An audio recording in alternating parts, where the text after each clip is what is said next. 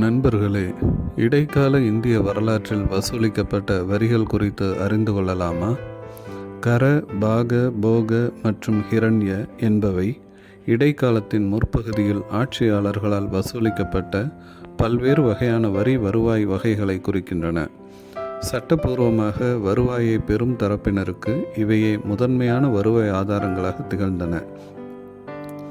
கர, போக, பாக என்பது இடைக்கால இந்தியாவின் முற்பகுதியில் வசூலிக்கப்பட்ட வரிகளின் ஒரு தொகுப்பை குறிக்கிறது. இது பெரும்பாலும் விளைச்சலில் மன்னருக்குரிய பங்கையும் பொருளாக செலுத்தப்படும் வழக்கமான பங்களிப்புகளையும் சுட்டிக்காட்டுகிறது.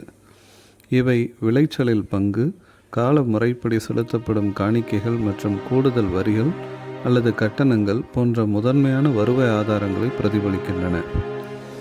பாகம் என்பது விளைவிக்கப்பட்ட தானியங்களில் மன்னருக்குரிய பங்கை குறிக்க பயன்படுத்தப்பட்ட சொல் இதுவாகும். விவசாய விளைச்சலில் மன்னருக்குரிய பங்கு பொதுவாக 1/6 அல்லது 4/1 பங்காக இருக்கும்.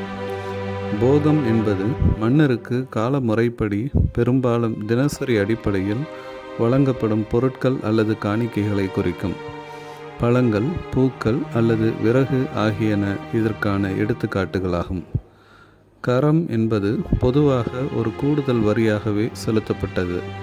கிராம மக்களால் ஆண்டுதோறும் அல்லது வழக்கமான அடிப்படையில் செலுத்தப்படும் இக்கட்டணம் சில சமயங்களில் நிலையான நில வரியிலிருந்து வேறுபடுத்தி காட்டப்பட்டது. ஹிரண்யம் என்பது விவசாய விளைச்சலில் மன்னருக்குரிய பங்கை பணமாக செலுத்துவதை குறிக்கும் சொல்லாகும்.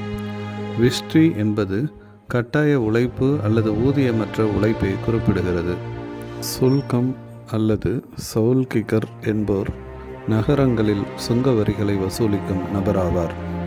நில மானியங்களை பெறும் பயனாளிகளுக்குரிய வருவாய் ஆதாரங்களாக இத்தகைய வரிகள் கல்வெட்டு பதிவுகளில் அடிக்கடி குறிப்பிடப்படுகின்றன.